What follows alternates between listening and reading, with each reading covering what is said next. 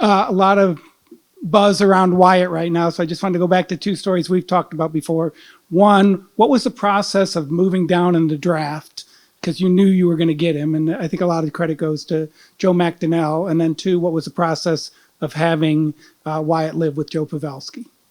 Yeah, well, actually, it was in this rink here where we scouted Wyatt. It was the under-18s World Championships took place here in Frisco during the COVID year. It was one of the few places we could skate at. So you guys are in the arena that all the games were played pretty well, that he played for Canada. But the process was, you mentioned we moved down. You never know. But Joe McDonnell and his staff had a real good feel where they thought Wyatt was going to fall in the draft. They did their homework. Who were the other players available and stuff, and you just you get that feeling of where you think he might go. And considering it was a COVID year, he played 7 games that year, and so it's not like he was a highly visible player. But once again, Joe and his staff did a great job, and we're pretty confident that if we moved down to a certain spot, we'd still get him, and we're fortunate we did. I got the pick that we used to pick Logan Stankoven with, so it worked out well. As far as 2 years down the road, he went back, played in the OHL that year, and he was the MVP of the OHL, had a great playoff there, and then we brought him in, and you never know, is he going to be ready or not? You can say he is, but Pete and I talked, and we said, let's give him the 9 games. It looks like he's doing well. And I still remember we made a trip, games, it was going to be, I think, games 7, 8, 9 of our season that year. It was through Toronto, Montreal, and Boston. And we knew that was going to be a pretty, a kind of a sign, how close is he, or is he going to start falling off? First of all, he's going back home to Toronto. A lot of pressure, family, and playing in Toronto, his hometown. Montreal, another Mecca hockey place. And then with the Montreal-Boston was a back-to-back. And I remember talking to Pete and saying, it's a back-to-back, and he's a young guy. Should we sit him out? And we decided not to. We're a little bit worried he's going to be going into Boston on a back-to-back, playing against Bergeron Krejci, their center iceman at the time. And how's he going to hold up? I believe he scored that night and was one of our best players. And I remember talking to Pete afterwards and saying, I think he's going to stay. And when we made that decision to stay, we decided, he's only 19 years old. Been living in billets, never done his own cooking, laundry, paying bills, all that. So we started thinking, is it best that, we talked about some teammates, and is it best to ask some of the teammates to take him in? And Joe Pavelski was the one name that came up, him and his wife, Sarah, and their son, Nate. And we asked Joe would he like to take him in, and right away he said, yes, he's mine, I got him. And here they are 2 years later, still living there. He's part of the family. It's been great mentorship for Wyatt, but also I think it's been great for the Pavelski family. They've become great friends and mentors to him, and vice versa. Him and Nate are playing street hockey all the time, and floor hockey, and playing video games. So it's just been a great fit. And as you guys have seen, he's been a great player for us. Front row on the left. Jim, your name is on the cup with Ken Hollins 4 times. So I have 3 questions. 1, how did that experience prepare you for this? What's it mean to you to build your own team as a GM? And 3, what do you think the job Ken's done in Edmonton? Well, Kenny and I go way back. We played junior together in Medicine Hat. He was 20 years old. I was 17, and he was, kind of took me under his wings a little bit. He was our goalie, and I was a young rookie coming in. So we built a relationship there. Now we go our own ways playing pro hockey. He played down Adirondack. I ended up coming to Detroit later on. He got into the management side. When I was finished playing in Detroit, Jimmy DeVolano asked me to get into the management side, and I did. And I followed Kenny's path. He became one of my mentors. Him, Kenny Holland, Jimmy DeVolano, Scotty Bowman. I got to work under those men, and so that meant so much to me to be able to learn from some of the greatest minds in the game. Be part of that, and they made me part of their wisdom and their knowledge. And I eventually Kenny got promoted to general manager. He promoted me to assistant general manager, and we were together for almost 20 years there. As you mentioned, 4 names on a cup. We probably left 3 or 4 on the table. That's how competitive it is, but we had that good at teams. And I learned so much from those 3 men, including Kenny. And our families are good good friends. We know each other well, and that so means a lot. Coming here and playing against him, and a lot that I learned from those days, and it's not easy. It's you think you're ready, but you're never ready till you are. And but the things I learned from them was very important. And now here he is. I remember him calling me when he had the opportunity.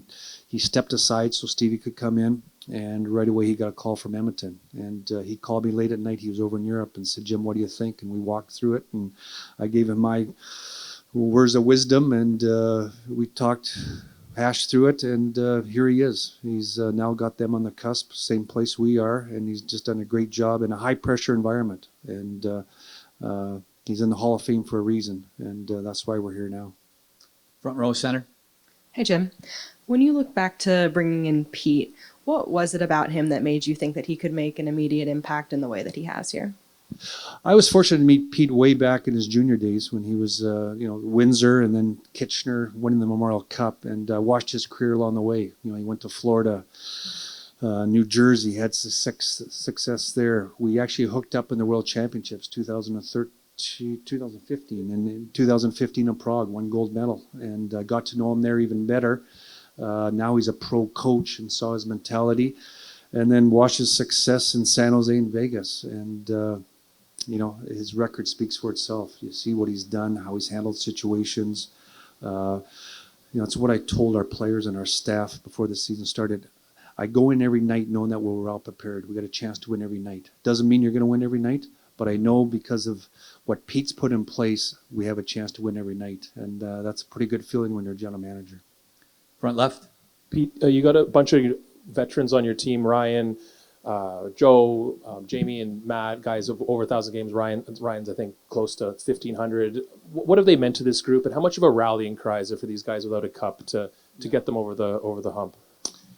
Well, what they meant to the group is everything. I mean, they set the culture for our dressing room. They set the culture for our work ethic. They set the culture for our messaging to the room and to the players. I don't think there's any doubt that our group recognizes that those guys are on the back nine, and there's a lot of great players there that haven't won a cup, and I think our group knows that. But what those guys have done is they put their money where their mouth is. I mean, they've all taken less of a role. They were all prominent players throughout their career. First power play, in Sute's case, 25 minutes a night. In some of the, in Pav's case, every situation. They've all taken less, in order to let some of these young guys emerge and play bigger roles. And, that's been the key to our depth and our success. And Jim, I just want to go back to the 21 draft. And what was it like as a manager, whether you felt like you had one hand tied behind your back, the scouts couldn't see guys in Ontario or in a lot of Canada up close? What was it like? I mean, and that decision to go with Wyatt eventually, like what was the process of just the entire draft process? Well, it was tough for the whole league. You've got some leagues were playing, some weren't. Some people are playing in Europe, some weren't. So many unknowns. Once again, but a lot of the, the NHL, they all do a good job of drafting, and they cover underage players, and that's where this came into play. Was you need to know something about the player as a 16-year-old or 17-year-old, and teams have done that, and that's where I get back to. That's where our staff did a good job. They did a lot of digging. They found out a lot about the player, and I still remember it was a virtual draft that year because of COVID, and talking to Joe before, I said, "Joe, are you sure? Are you sure this is your guy?" Because we're going off of limited information, and he was adamant, and his staff was that this is the guy, and they made the decision. They made the right call. Front row on the right. Hey, Pete, what stands out when you think back to your process of building a relationship here with Jamie Benn, and what makes him unique and special as a captain? Well, Benner's an easy guy to build a relationship with. He's the same way with coaches as he is with players in his room. He's the most humble guy in the room. He's the quietest guy usually in the room he's in, but he's also very approachable. and he wears his heart on his sleeve. There's never any doubt of what he's thinking or where his motivations are. Just a beloved teammate, by the guys in the room. And I think as a coach, it's easy to get to know a guy like that. He's an open book. There's no agenda there other than wanting to win. And that was my first conversation with him. I was coming in, sitting down a guy, who has won the scoring title, won an Olympic medal, and asking him to play on a third line with a 19-year-old rookie centerman and take 3 or 4 less minutes a night. And, he didn't blink an eye. It was, if this helps us win, I'm all in. And so, you'd love 20 of those guys. Go second row on the left. That's the second time you've mentioned veteran players kind of taking a step back to allow guys to come in there. I know it's not easy to strike that balance. So what goes into having your guys being able to step up to grab the piece that they need to grab, but also leaving enough space so that everyone gets to grab part of what you do? No, it's a great question. I mean, that's the balance. I think you have to be at the point in your career where it's the number one priority on your list is winning a Stanley Cup. And I think, we've got a group of veterans that are at that point in their career. It's not about personal accolades or about money or about other things. So you have to get to that point first. And we've got a group that is all there. And then, and then the other piece of that is, I obviously, and we as coaches have to make sure that we still recognize how important those guys are situationally every night, by putting them still in important spots, even though they're taking a little bit less. And sorry, just one more before I move on. Joe Pavelski talked about you doing a really good job of building Stanley Cup habits into this team since the beginning of the year. What are some of the main Stanley Cup habits you think a team needs to have? Yeah. Well, I just think not beating yourself. And, how do you beat yourself in the playoffs? It's usually penalties. We're the least penalized team in the league and in the playoffs, regular season and playoffs, or 1-2. Puck management, that was something that has been a work in progress all year. But, we've got to the point where we found that line where, we know when to try and make a play and when not to. Playing with the lead and shutting down when you have that opportunity. In a time right now where it's really tough to do that. You see leads blown all over the place, left and right. So, all those things have been a work in progress. Front row center. Hi, Pete. Did Rupe and Yanni skate today, and what's Jake's status right now? Yanni did not skate. Rupe skated pretty extensively before we got out there and looked good. And I would term him day to day. And Jake got out early, stayed for most of practice, but was feeling a little under the weather, so he went off. You think he'll be okay for No injuries, just. and you think he'll be fine for tomorrow, Jake? I don't foresee any issues. No. Third row on the left. Pete, Wyatt scored 23 of his 32 goals in the second half of the season. Did anything change in the way he played, or was it just a matter of him learning and progressing? No, and I don't think anything changed. And actually, the impressive part of that was just prior to Christmas, I think he went 18 games without a goal. And, anybody that scores or is counted on to score, when you go that kind of a streak without scoring, they usually wear it. They wear it around the rink every day. They wear it at practice. They're getting down on themselves. The most impressive part for me was you never knew that he was in a slump. Every day he showed up and was still doing all the little things, still carried himself the same way, same attitude. Our messaging to him was, he was getting looks, it was just, they're not going in, stick with it. But he was unflappable during that time. So much maturity for a kid his age in that situation. And, and it turned for him down the second half, but he wasn't doing anything differently. If you take that 18 game string out, he probably scores 40. First row center. Hi, Jim. Pete mentioned that a lot of the veterans set the culture and the tone in the locker room, but when I've talked to the players throughout the year, they always point back to you as the one that starts it, that you're really the leader setting that culture. In 2013, when you got here, is this kind of the culmination of your vision of that perennial contender, and is this the closest room you've had?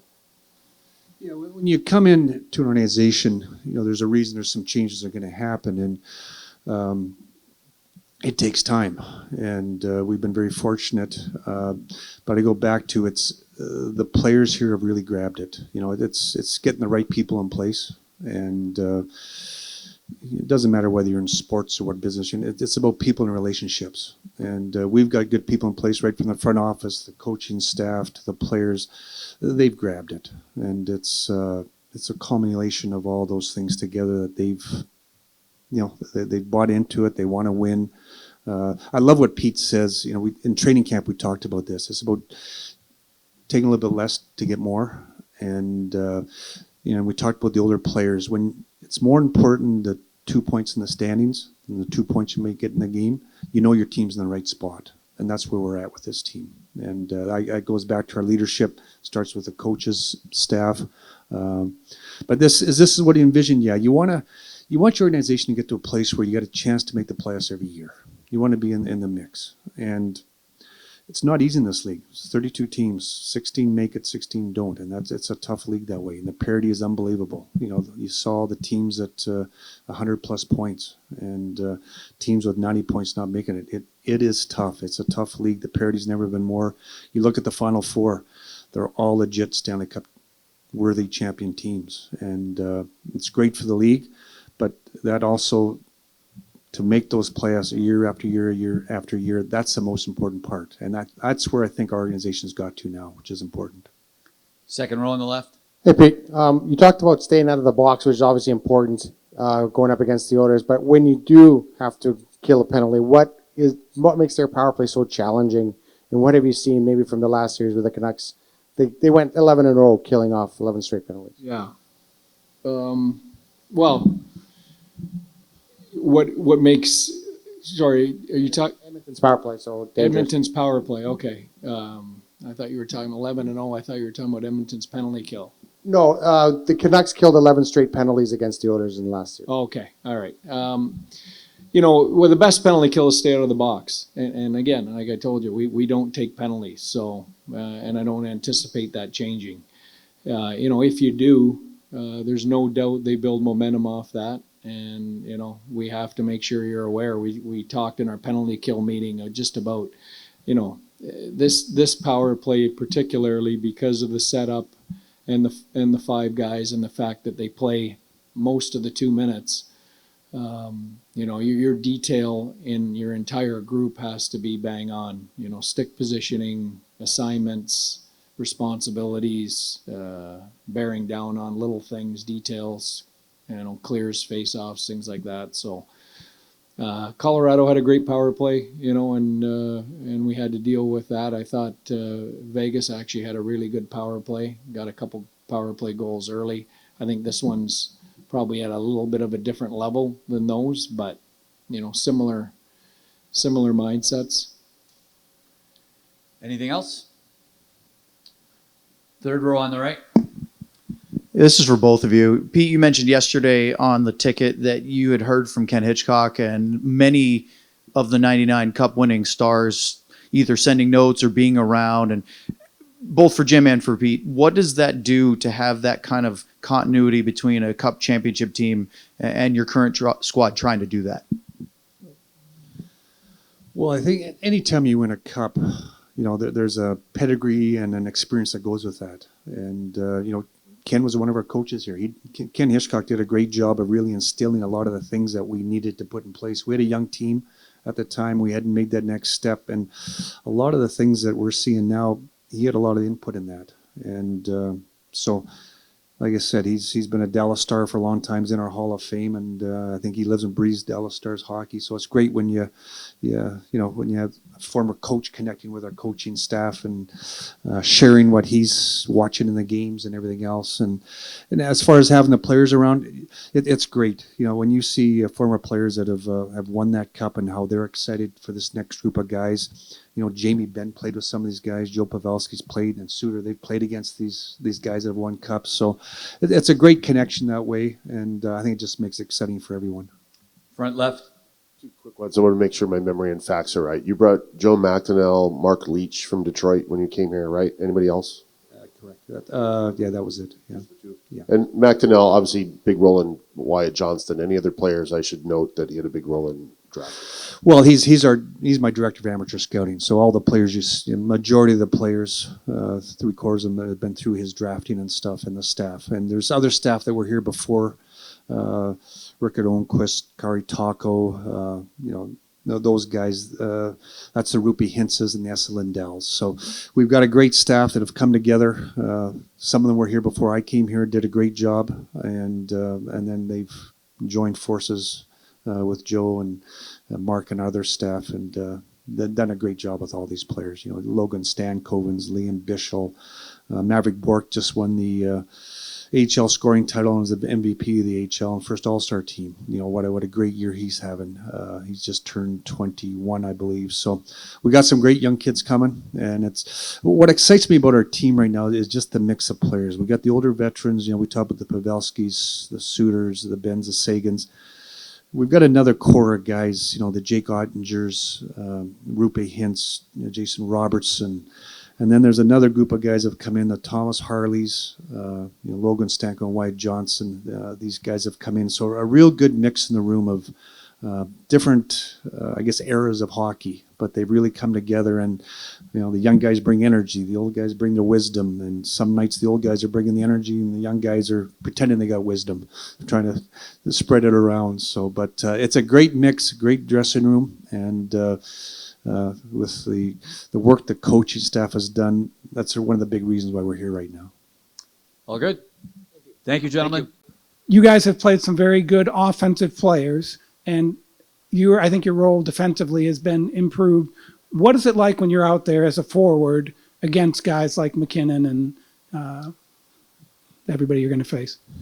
Yeah, you got to know when they're on the ice at all times. I think we've all done that. I think all the lines have that awareness, as well as the defensemen. So just knowing when they're on the ice and managing the puck a little bit better and a little sharper, and trying not to give them free offense. First row on the right. Hey, Jason, obviously you guys would like to have a better home record in the playoffs. Anything that sticks out to why there's been more of a struggle at home, and do you take that personally? Yeah, I mean, I wouldn't say that. I think on the road we're just on a better team. I don't think it's anything about at home. I think, on the road we just kind of just elevate our game most of the time because we already go down in the series. But, I think their approach doesn't change playing at home, but obviously we want to be sharp and try to take advantage of it. We're going to have to start that tomorrow. First row on the left. Wyatt, you had a different path here with the pandemic and not barely playing in your draft year. What was that year like for you? Did you go to the gym more? Like, were you how did you stay sharp, and what was your mindset? Yeah, it was. It was a different year for everyone. Being in Toronto, obviously, kind of maybe more of a hot spot. So, the gym wasn't always open. Rinks weren't always open. So it was just finding any way I could to work on my game, kind of whatever that was. Working out in my garage when I needed to, or skating at outdoor rinks. Made a outdoor rink at the park near my house and in my backyard as well. So, just finding different ways to train, and that was just the mindset. Just kind of doing what I could, just kind of getting ready for whenever the next games I would play, and just doing what I could to work on my game, kind of whatever that was. How hard was that? Because the light was so far at the end of the tunnel during that time for a lot of us. So, and it's an anxious time getting drafted. What was it like? How were you feeling? How did you keep yourself sort of in check?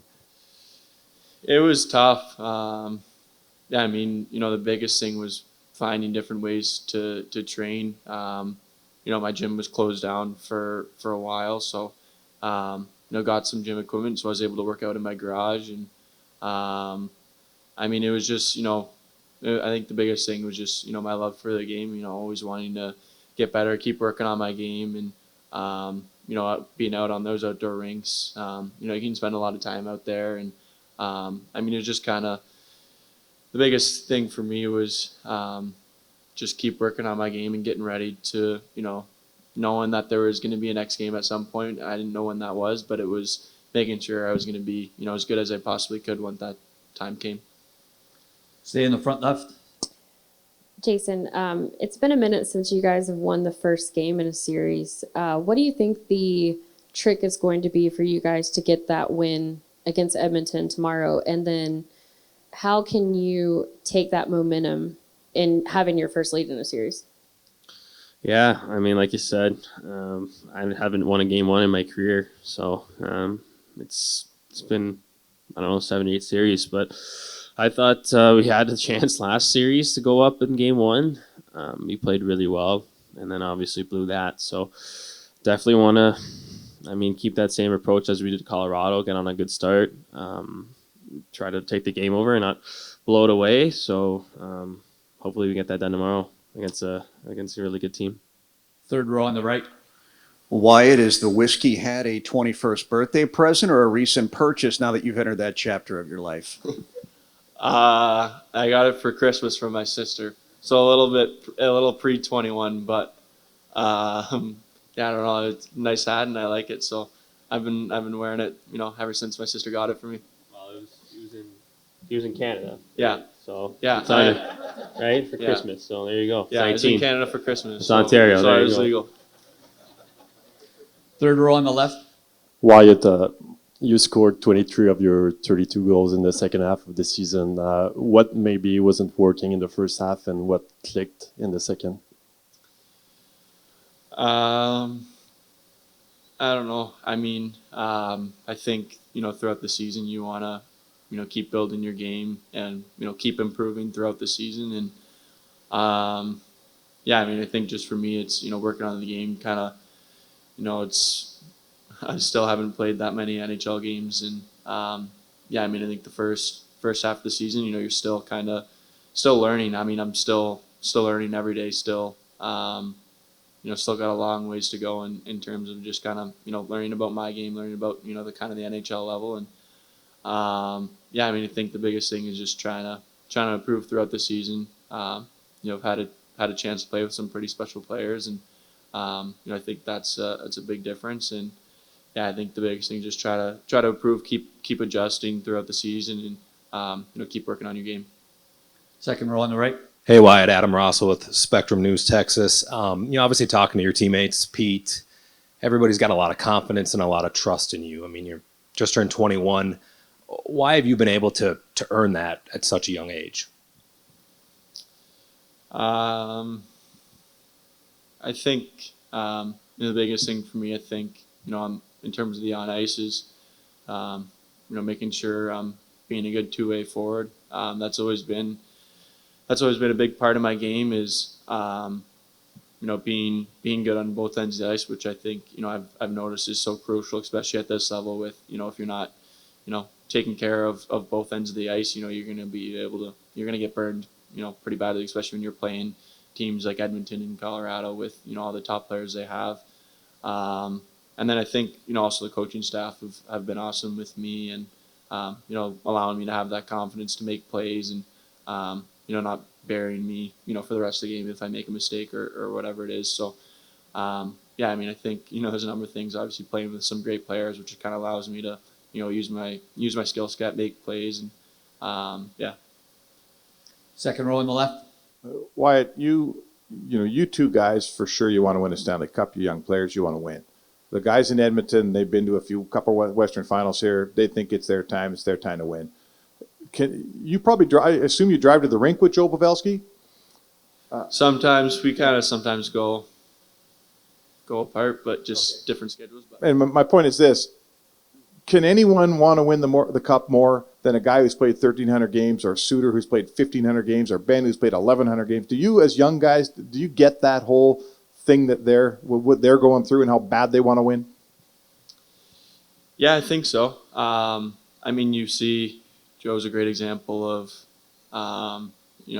he's played in the NHL for so long. He's made the playoffs, I think almost every year. Maybe I think he missed the playoff twice, from what I remember. And I mean, that shows how hard it is to win the Stanley Cup. He's been on some, amazing teams throughout his career. He's been in the finals a couple times, and, just hasn't been able to get it done yet. So I think that just kind of shows how hard it is. And, I mean, that also shows kind of how badly, I mean, you see it, with, all the older guys, like you mentioned, like see it with Joe, see it with Benner, see it with Suter, see it with, the guys who have, played so many playoff series, that just how bad, they want to win. And, as a young guy, you want to win really badly, but you also want to win for them as well. Just kind of seeing, their careers. And, I mean, you want to win it for your teammates. I think that's the most important part. We'll take one more, first row on the right. Hey guys, for either of you, besides the individual talent of going from Eichel to McKinnon to McDavid, what other similarities can you draw between the way Edmonton plays and what you're already prepared, having faced Colorado and Vegas?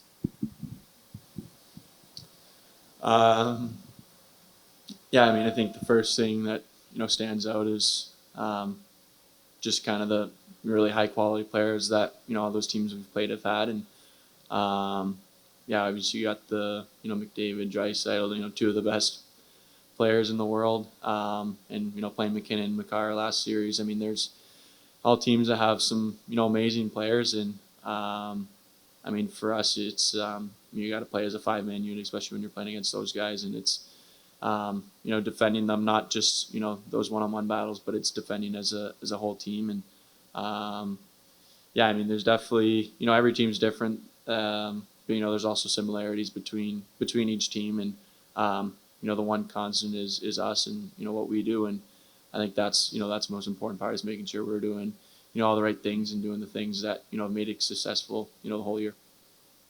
Thanks, guys. Perfect. Miro, when you are going up against a Connor McDavid, what is the key to shutting him down? And is it similar to shutting down Nathan McKinnon like you guys have seen before? Yeah, I mean, I think it's pretty similar. He's, of course, great player, really fast, skilled guy, but, just try to take away time and space from him and stay close all the time. Don't, if he's got too much open ice, he's gonna make you pay. But yeah, I mean, stay close and take away time and space. I think that's the key. Stay in the front left. Miro, I think you're averaging 28 minutes. So A, do you love playing a lot? And then B, have you learned over the years just how to be efficient, right? The way you play, you're a smart player. Have you just learned how to just manage your energy and play well that amount of time? Yeah, I love to play a lot. It's fun being on the ice and play. And yeah, I mean, just try to be smart. It's it's a lot of minutes, but if you can manage it well and be smart with it, it's fine. And yeah, feeling really good. And like I said, love to play a lot. Third row on the right. Hey, Jamie. What has been built? Hey, over here, it's me. What has been built over the past, 5 years, basically, of going to the final, going to the conference final? Just seems like you guys have built this toughness that is helping you this year. Yeah, I feel like, we built a culture here that, everybody that comes onto this team is welcomed with open arms, and, we're here to compete every day and win hockey games and put ourselves in situations like this where we have an opportunity. And obviously made some big additions last summer and bringing guys in and at the trade deadline. So we feel like we're a confident group, we're a deep team, and now it's on us to do something with that. But we're going up against a great opponent that's very dangerous, and we're gonna have to play our best hockey. Second row on the left. Jamie, when you talk about that depth, there's also a lot of really really good players on this team, and I wonder how you build a culture in which everyone kind of feels like they've got a piece of it, because that's the language that I hear from everyone. That's what I see from you guys on the ice. How do you make sure that everyone is pulling on the rope equally? I think it starts right from day one. That was kind of the message around training camp. Is that everyone's got a hand on the rope, and if one guy's not pulling on it, then you're weaker as a group. So guys have checked egos. Really bought in right from day one, and I think that's why we're sitting here today in a good position to make something happen. We'll go front right. Hey, Jamie, sticking with culture, what has stuck out to you about the culture Pete DeBoer has come in here and built? And for you personally as the captain, what has that connection with him meant to you? Pete's laid down, right from day one. And the first few chats that I had with him when he got hired was, we're going to do it as a group. It's from top to bottom, and starts with 200 feet hockey. It doesn't have to be the same guys every night, and I think that's the best part about this team, is that we're built that way, that guys are stepping up in different scenarios, different opportunities, guys coming in and out of the lineup, and he sets out a great game plan for us to execute, and no matter who's in the lineup, guys are coming in and doing their jobs. Front row on the left. Jamie, just wanted to ask you about Wyatt Johnston, and a kid that didn't play in the pandemic year at all in junior, then gets drafted. Just what stood out about his journey? It's more of a unique path to get to this point. Yeah, very very unique. I think probably started with his draft year. I don't know how many games he played that year, but yeah, pretty crazy draft. I think for every NHL team going into it, they weren't really sure. But apparently our guys were sure about that pick. He's stepped in right from day one. An impressive, intelligent hockey player, great person, and he's a sponge. He learns probably from one of the best. Obviously, living at Joe's house, he's open to all new ideas and just wants to get better, and he's definitely done that and taken an even bigger step this year. In his sophomore year, there was no slump. He was dialed right from day one, and I think that's just Johnny. He wants to be one of the best, and he's proven it here.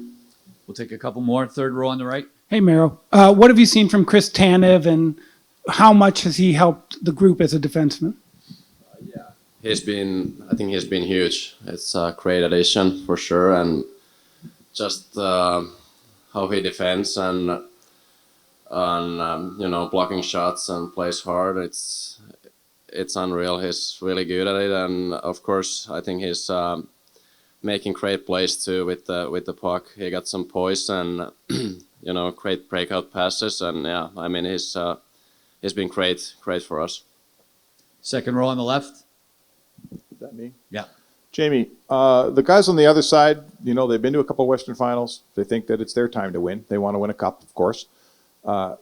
You've played 1,100 games. Suter's played like 1,500 games. Can anyone want to win a cup more than a guy that's played as much as yourself and Suter and Pavelski, who haven't won one yet? It's a great question. Everybody wants to win. Everybody plays this game to win a Stanley Cup. We got more than a few guys here with over 1,000 games that haven't done that yet, and obviously that's our motivation.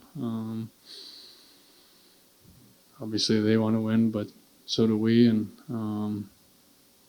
that's what's going to be great about this series is we'll find out who wants it more. Front row on the left. And just following up on that, Miro, how much of a rallying cry is it for the room to get guys like Ryan and Pavelski and guy beside you and Matt? They played so many games to get them over the top. It's obviously it's it's great to play with these guys. You know, they have been in the league for a really long time and at the highest level. So it's great play with them, and of course you want to win for them too. It's I think they deserve it, and hopefully we can do that for them. We'll take one more front row on the left. Jamie, I was going to ask you, obviously the first time the Stars and the Mavericks both got this far in the same year. You go to a Mavs game and they're doing Stars at the anthem. You go to a Rangers game, they're doing the same thing. What does it mean when you see the city come together? I know you don't always hear of that, but what does it mean when all that's happening and so many good vibes at the AAC right now? Yeah, it's awesome. You know, I think probably both franchises probably, you know, got some motivation from the Rangers as well. You know, they started this thing last October, and obviously the city's buzzing.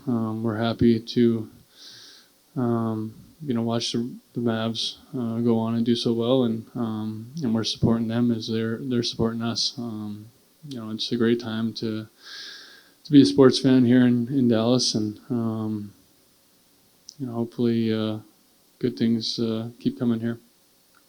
Thanks a lot, guys. Hey Ryan, how are you? I think Joe's this is his 7th conference final. This is your second now in 2 years. Just what's it mean to you after all the time that you put in this league to have this opportunity? Yeah, it's pretty special. It took me a long time to get to it last year, and now to have the chance to go back and hopefully you know, do a little better than last year is awesome. You don't get these chances. You don't get teams like this, and it's a lot of fun to be a part of. Is there, I don't know, how would you describe it? Like, obviously there's 4 guys who've played over 1,000 games looking for the cup for the first time. Is there something in common, a shared mission? Like, how would you describe it? Well, I can't speak for Joe, but for myself, it's the only reason I'm playing. You know, my kids are at the age now where I want to spend more time with them and be a part of what they're doing, whether it's hockey or other sports or school or whatever. But for me, that's the reason I'm playing. You hear so many good stories, and it's not going to define your career. I think if you don't, I think it obviously would suck, but I don't think it defines you as a player. But I mean, that's why I'm playing. It's go out there and compete, and there's no greater feeling than going on the ice and having that in-game battle, and you know, everyone leaves it all out there and lays it all on the line. Front row on the right. For either of you guys, Pete was speaking the other day about how he thinks Edmonton has a lot of similarities to Vegas and Colorado. Do you see those similarities as well, and do you think your road has prepared you for Edmonton? Yeah, there's definitely, you know, with those teams, there's some big-time players that we've seen, you know, the McKinnons and McCarrs and Eichels, and some things they do as far as rush. You know, we looked at their great rush team, you know, like we saw in these other teams. So there's different aspects of that, of those teams that you will definitely see, you know, this time of the year, and Edmonton's no different. You know, they do some of those things at elite levels, and you know, so our game plan can't really change. You know, we're going to have to be well in certain areas, and that'll help us out. Second row on the left. To that point, Joe, what makes this team so well prepared to handle a team like Edmonton if they're similar to the likes of Colorado and Vegas? I think just how we've built this team throughout the year and our structure. You know, we've talked about it. The staff, I think the players haven't shied away from, you know, what our goal is. You know, coming down the end of the year, we wanted to create Stanley Cup habits, do some of the things the right way. You know, we're going to get some good teams, and just the way the Central was set up, and you know, and the West, like it's just part of the way. So you do that, and guys have bought in and played really well, and you know, these series, that Vegas series was tight. You know, both ways there wasn't much room. Colorado, same thing. But guys have done a tremendous job, I think. You know, kind of committing to those areas. Ryan, you talked about the joy you kind of take away from the battle that's, happening at this time of year. I wonder what that battle is like against the likes of Draisaitl and McDavid. Yeah, obviously they're two world-class players. It's going to be tough on us. I think why we've been successful this season is because everybody has bought in. Everyone plays the right way defensively, and then everyone's been contributing offensively. So yeah, the battle, 5 guys on the ice having that goal of defending. Front row on the right. Hey guys, Jeff Kolb with Fox Dallas. For both of you, this team's been through plenty of adversity in the playoffs already. How would you describe the co-leadership of this team with Jamie Benn and Pete DeBoer? And is there an example of a time when their leadership has really led this team through one of those tough moments? I just think adversity, it's going to come, it's going to show up, regular season a little bit for sure. And then playoffs, it just happens. If you get deep into a round, there's going to be times where it shows itself. And guys have done good. Leadership wise, I think the biggest thing is you guys spoke earlier about, some of the veterans on this team and games played, and we're trying to get here together. It's, right from those guys down to the young guys, guys just step up, and we got a complete team, a deep team, and you get through that as a group. At the end of the day, it's really how it happens, and we've had some guys step up, make some big plays. Front row on the left. Ryan, you actually answered my question a minute ago, so I'll ask a different one. A lot of good vibes going on with the teams that play in the AAC, with the Mavericks also in the West Final. What does it mean when you have so much success? And I know you guys don't hear it, but at Mavericks games and at Rangers games, when they do the anthem, they're shouting stars like they do at a game. What does it mean, and do you guys feel that? And Yeah, definitely feel it. There's great fans here. The noise in the arena has been, second to none. The passion that's here. The guys that come to town, the new guys that are here this year, they're like, man, we didn't realize Dallas was this big of a hockey city, and they show it in the playoff games. I mean, they show it during the regular season too, but playoff games are a whole nother level, and it's definitely something that we build off of. Third row on the right. Hey, Ryan. I asked Joe this the other day. How unique is it to have teenage kids while you're playing at a high level, and does that make it even more special? It does, yeah. They're into it as much as we are. They can't wait to go to the games. As soon as the times are announced, they're excited because they're earlier and they can actually come. So, and then just at school today was the Dallas Stars Day. So they all have their jerseys on, wearing them to school. So it's fun. It's a family affair. And I'm sure it's that way with Joe and the other guys with kids. And then secondly, how often are you two at a hockey game, at a youth hockey game, and what kind of hockey dads are you? Yeah, last night was there up in McKinney. The night before was out in, where were we, Valley Ranch that day. Yeah, so we get in from Colorado on Saturday. We head right to the rink. Back left. Hey, Joe, Adam Rossel with Spectrum News Texas, all the way back here. You probably know Wyatt as good as anybody on the team. What have you seen year one to year two throughout the season, this postseason, that's kind of just allowed him to keep on that trajectory? Well, I think year one, it was just getting his footing, understanding the league a little bit, the living situation.